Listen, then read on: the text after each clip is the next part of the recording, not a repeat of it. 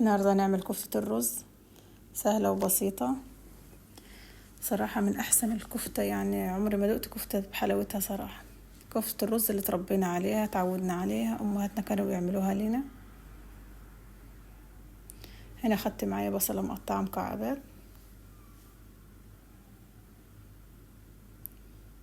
أحطها في الكبة وأقطع ومقشرة معايا توم.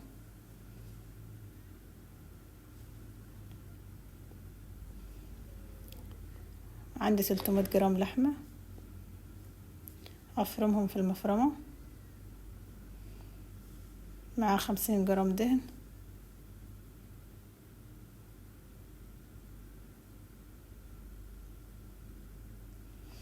أفرمهم كويس وبعدين أنزل بالمكونات التانية.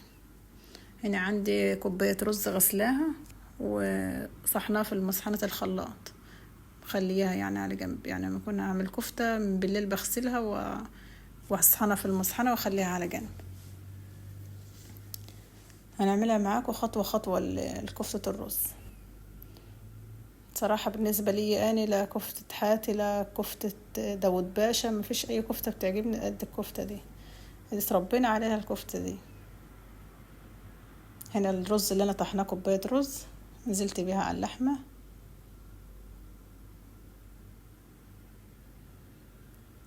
أطحنها كويس.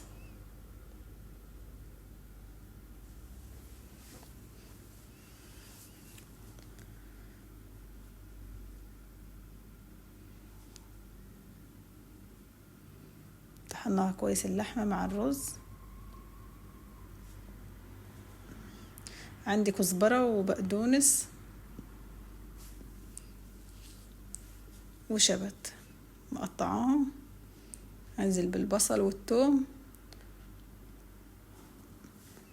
وانزل عليهم بالخضرة اللي انا مقطعها، بصل تو عفوا كزبرة وشبت وبقدونس.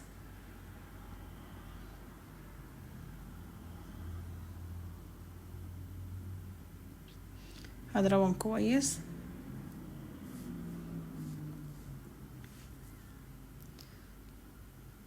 لازم الخليط يتضرب كويس، كل ما تضربه كويس كل ما احسن، يعني تبقى معاكي ناعمة وحلو.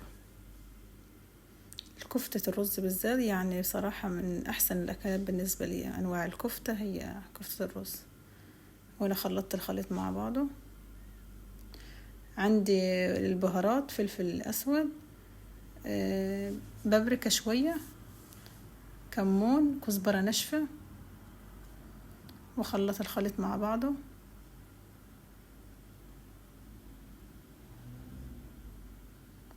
ناعمة معاكي، ما تفكش لما تقليها في الزيت، لما تعمليها في الطبيخة بتاعتها.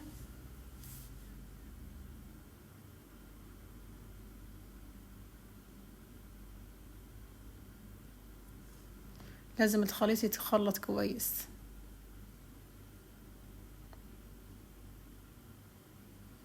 جربوها وان شاء الله هتعجبكم. استنى التعليقات منكم. نعمت كويس، تتصبع معايا ولسه كمان ما خلطتهاش.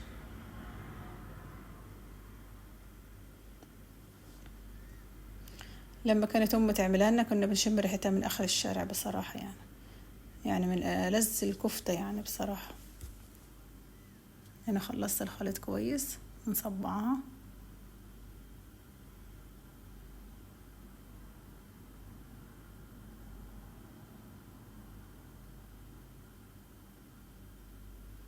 عندي هنا طبق فيه زيت شوية او مية، لو ماسكة في ايدك ولا حاجة تحط منها بالزيت انك تقدر تصبعيها. لكن والله حطيت مرة واحدة بس، هي اصلا ناعمة وجميلة بصراحة، مش محتاجة زيت، مش محتاجة مية ولا اي حاجة.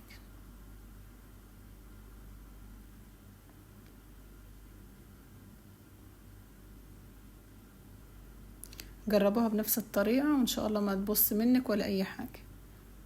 تقليها في الزيت هتكون كويسة. هتحطها في التقلية اللي هتعملها لها هتكون برضو حلوة، مش هتبوظ منك.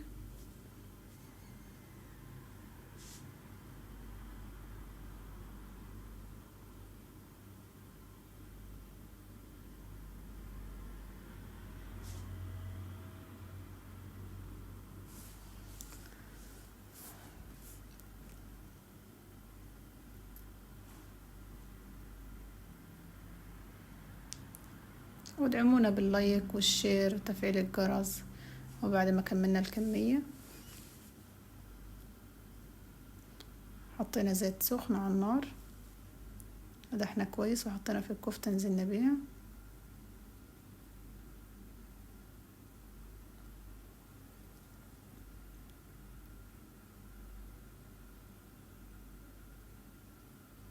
بدأت تاخد لون، نقلبها شوية.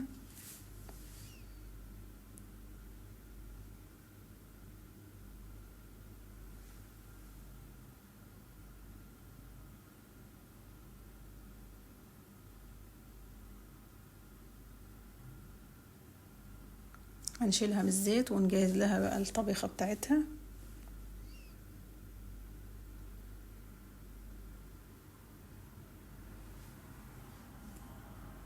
عملنا دورين في الزيت، يعني الكمية دي عملت لي حلة ما شاء الله. هنا خدت بصلة مفرومة على النار في 3 معالق زيت ومعلقة زبدة، تاخد لون شوية. وبعدين عصرة طماطم في الخلاط، 4 طماطميات عصير طماطم.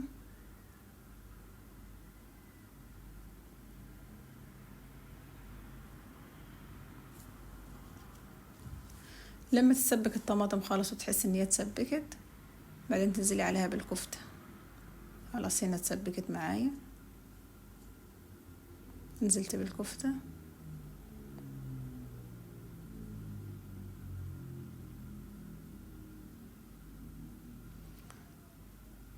هضيف لها شوية مية سخنين من السخان.